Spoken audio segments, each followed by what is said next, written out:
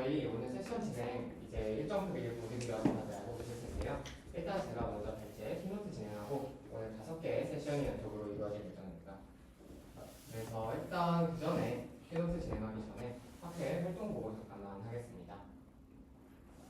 저희 일단 첫 번째로 12월 초에 스터디 조직하고 모집 완료해서 이렇게 4개 스터디 걸쳐서 이렇게 다들 모집했고요. 그 다음에 지금 각각 스터디별로 다들 일정까지 정해져 있는 것으로 알고 있습니다.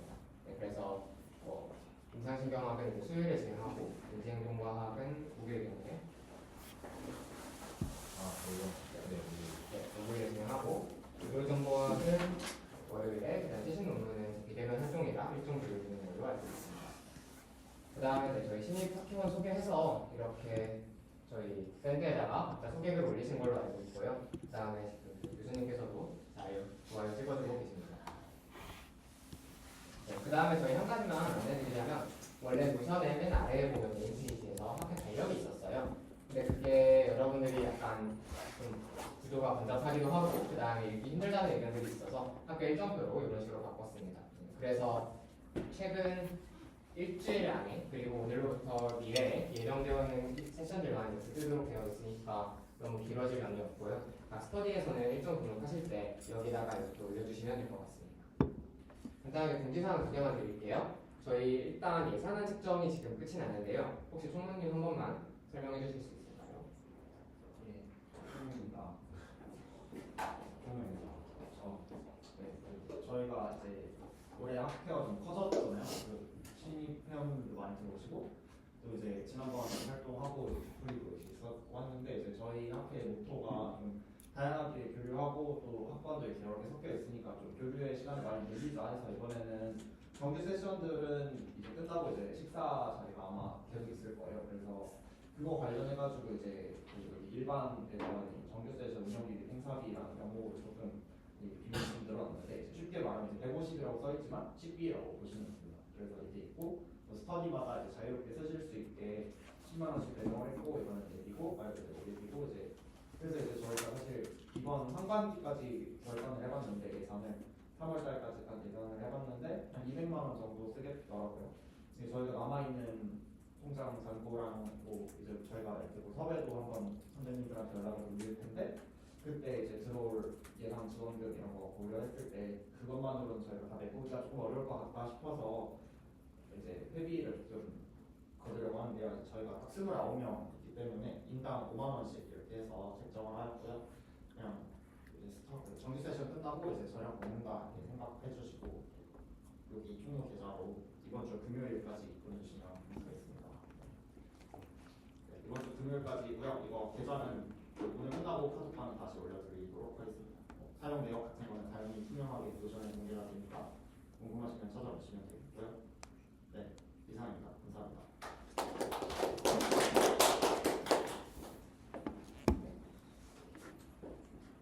저희 총무님께서 이제 예산안이랑 회비 안내해드렸고요.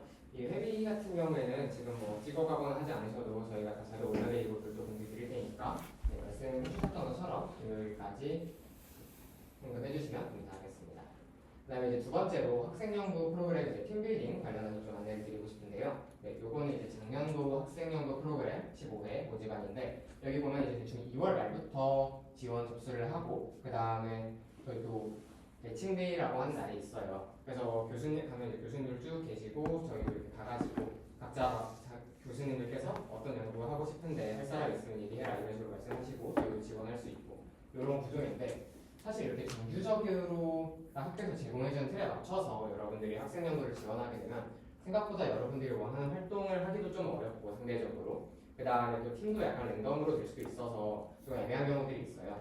그래서 우리가 이제 학회하는 만큼 네, 아마 여러분들 중에서도 연구 프로그램에 관심 있으신 분들이 굉장히 많을 텐데 지금부터 조금씩 팀 빌딩 시작하고 한 12월 1월부터 기획 시작해서 교수님도 찾아뵙고 하면서 좀 미리부터 준비를 하는 게 여러분들께서 맞지 않을까 생각을 해서 지금 이렇게 좀 일찍부터 공지를 드립니다. 그래서 아마 3달 이상 남았는데요. 실제 지원은.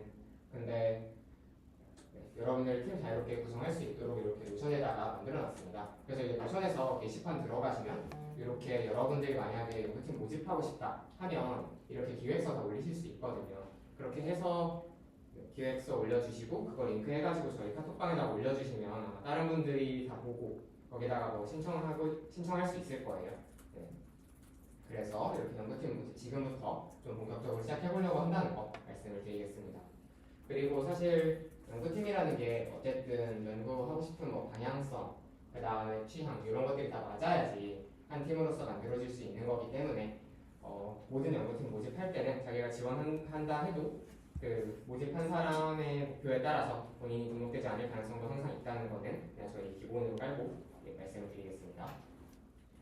네, 그래서 일단 지금까지 간단하게 저희 학생 연구 프로그램 팀빌딩 관련해서 공지 드렸고 예산안 공지 드렸고 활동 보고 드렸습니다. 이제 오늘 본격적으로 세션 시작하면서 키노트 한번 말씀드려보겠습니다. 네, 굉장히 사실 지금까지 지구에서 보면 여러 가지 생물들이 살아왔어요. 여러분들 중에 특히나 생명과학이나 지구과학을 하셨던 분들은 막 이런 것들 되게 익숙하실 거라고 생각을 합니다.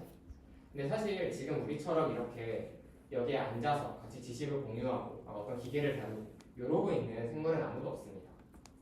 이제 레이첼 카슨이라는 분이 아마 많이들 들어보셨을 텐데 생태학자신데 이분이 이제 식물의 봄이라는 책에 쓴 말을 보면 이런 문장이 나와요.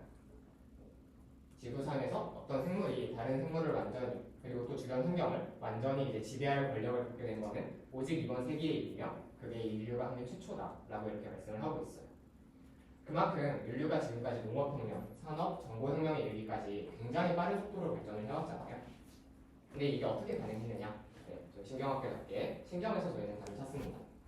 사실 인간이 뭐 다른 동물들에게서 특별히 월등할 게 없잖아요. 저희가 신체적으로 굉장히 약한 생물이고 그런데 어떻게 이런 엄청난 진보를 이뤄낼 수 있느냐? 저희의 지능이 다른 생물들에 비해서 월등히 높기 때문이라고 생각을 합니다. 그리고 그 지능의 원천은 당연히 우리의 뇌와 우리 온몸으로 퍼져 있는 저 신경계에 있겠죠. 그래서 사실 여러분들이 혈과학을 배우시다 보면 우리 몸에는 생각보다 훨씬 더 많은 계통들이 있습니다. 그렇지만 여기서 나머지 모든 계통들은 이 신경계의 역할을 실제로 수행해주는 역할을 하는 것뿐이고 우리 몸이 움직이기 위한 모든 결정과 의사 판단은 다 이 신경계에서 하게 되겠죠. 그런 의미에서 저희의 첫 번째 세션 주제를 신경계의 구조와 신경 전달 물질의 이해라고 잡아봤습니다. 그래서 저희의 신경이라는 이 복잡한 시스템이 어떻게 이루어져 있고 또 어떻게 작용하는지를 간단하게 배워보자. 그래서 일단 사실 저희가 특강을 진행했었던 것도 이거의 연장선이기는 해요. 여러분들이 일단 이 신경계의 구조를 이해하시려면 신경계가 어떻게 생겼는지 그리고 또 어떻게 작동하는지를 해부학적이고 구조적인 관점에서 먼저 이해하셔야 되기 때문에 아직 이 신경 안 들으신 2, 2, 3, 2사분들께는 특강을 해드리고요. 그 다음에 이렇게 11월 정도 세션까지 이어지게 됩니다.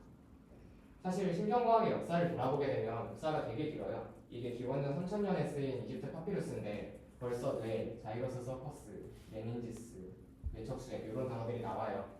그리고 막 여러분들 그 신경과학에 조금 관심 있으시면 막 옛날에 화석인데 그러니까 사람의 인간 화석인데 뭐 두개골에 구멍을 뚫어놔서 뇌수술을 했던 흔적이 있다 이런 얘기도 들어봤을 거예요. 게다가 다빈치가 노트한 수준을 보면 벌써부터 이미 기저핵과 뇌량의 구조를 다 파악을 하고 있어요. 신경이 어떻게 연결되어 있는지 그려져 있고 이만큼 신경과학은 사실 되게 최근 학문 같지만 굉장히 일찍부터 관심이 많았습니다. 그렇지만 왜 이렇게 최근에 발견된 것들이 많냐? 사실 신경계의 구조가 그만큼 복잡하고 또 분자적으로 밝혀내야 되는 현미경 같은 고급 기술의 힘을 받아야 되는 것들이 많았기 때문이라고 생각합니다. 실제로 신경과학의 발전이 급격하게 이루어진 것은 분명히 20세기 초부터입니다. 사실 그 전까지는 신경계가 독립된 세포로 이루어져 있는지 아니면 우리 몸에 그냥 쫙 퍼져 있는 어떤 네트워크 같은 건지도 이해하지 못하고 있었어요. 그래서 실제로 20세기 초반에 보면 이제 이 카할이라는 염색법으로 굉장히 유명한 분인데 이분은 우리의 신경계가 서로 독립되어 있는 신경세포, 뉴런으로 이루어져 있다라고 주장을 하고 그 다음에 카밀로 골지, 여러분들께는 아마 골지체로 유명할 텐데 이분 같은 경우에는 우리 몸에 있는 신경이 전부 다 하나로 연결된 시스템이다 라고 주장을 해요. 그래서 이거를 뉴런설, 그 다음에 이거를 분물설, 뉴럴 도트린, 레티큘러 도트린 이렇게 부릅니다. 근데 그러다가 이제 뉴런이라는 신경세포가 본격적으로 관찰이 되고 규명이 되면서 이제서야 우리의 신경계도 다 독립된 세포들로 이루어져 있는 것이구나 이런 거를 깨닫게 되었죠. 그러면 자연스럽게 이런 질문이 따라와야 돼요. 그 신경과 신경 사이에서 어떻게 신호 전달이 이루어질까? 우리의 신경계가 우리의 명령을 뇌에서부터 온몸으로 전달하는 체계라고 했는데 그렇다면 그 사이사이에서는 어떤 일이 일어나게 되는 걸까? 그것에 대한 질문의 첫 번째 답을 이제 첫 번째 세션에서 우리 정현우 학우님께서 시냅스와 신경 전달 과정의 소개라는 제목으로 해드리겠습니다. 그래서 이렇게 뉴런이 있고 다음 뉴런이 있을 때 이 사이는 어떻게 연결되어 있는가 그것에 대해서 그 시냅스의 뭐 종류라든가 거기서 일어나는 여러 가지 일들을 한번 리뷰해 보겠습니다. 자, 이 발표를 듣고 나면 신경 전달이 단순히 마법처럼 그냥 이 사이에 빠지직하면서 일어나는 게 아니라는 걸 느끼시게 될 거예요. 사실 신경 전달은 굉장히 복잡합니다. 여기서 어떤 베지클 같은 것도 있고 뒤에 리셉터 같은 것도 있고 신경 전달 물질이 결론적으로 그 사이를 왔다 갔다 하면서 일어나는 일인 거죠. 그래서 신경학을 이해하기 위해서는 기본적으로 이 신경을 전달해주는 물질 뉴로트랜스미터에 대한 이해가 반드시 필요합니다. 그래서 저희 두 번째 세션에서는 김예리 학생님께서 신경 전달 물질의 정의란 무엇인가, 어떠한 유형들이 있고 걔네들의 화학적인 구조는 어떻게 되는가에 대해서 소개를 하려고 합니다. 그래서 두 번째 세션의 주제는 신경 전달 물질의 유형과 그 작동 기전으로 되어 있습니다. 자, 이제 세 번째 시간으로 들어가게 되면 저희 신경 전달 물질을 이해하면 그 다음에 반드시 따라 나와야 하는 게 바로 수용체입니다. 그래서 신경 전달 물질은 절대로 혼자 작용하는 게 아니라 그 다음 신경세포에 있는 이런 수용체의 결합을 해야만 어떠한 역할을 할 수 있습니다. 그래서 사실 저희가 신경과학을 배우든 아니면 생리학이나 양리학을 배워도 항상 따라 나오는 게 수용체에 관한 얘기입니다.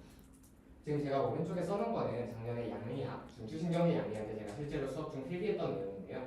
여기 보셔도 가바 A와 글라이신 수용체를 자극해서 뭘 촉진한다 이런 말들이 나와 있어요. 그만큼 우리의 수많은 신경 전달 과정에는 이렇게 복잡한 수용체들이 또 관여하고 있고 이 수용체들이 과발현되거나 발현되지 않았을 때 어떤 임상적인 질환들이 나타나고 또 마지막으로 우리가 이렇게 치료를 하거나 약물을 주입하는 것의 수많은 목적들도 이러한 신경 전달의 수용체들을 타겟팅해서 걔네들한테 어떤 작용을 일으키기 위함이에요. 그래서 저희 세 번째 세션에서는 이제 김주현 학원님께서 신경 전달 물질의 수용체와 특히 조현병이라는 질환을 하나 다뤄볼 예정입니다. 사실 신경 전달 물질의 수용체와 조현병이 무슨 상관이 있을까 궁금하실 수도 있지만 사실 조현병은 굉장히 다양한 신경 전달 물질로 일어나는 여러 가지 가설들이 정리되어 있습니다. 그래서 그것에 대해서 설명을 드릴 예정이고요. 그 다음에 이제 제가 저번에 신경해부학 특강할 때 보여드렸던 슬라이드인데 그때 특별히 드렸던 얘기가 뭐냐면 글루타메이트와 가바라는 두 가지 신경 전달 물질은 중추신경계에서 매우 중요한 역할을 한다라고 말씀드린 적이 있습니다.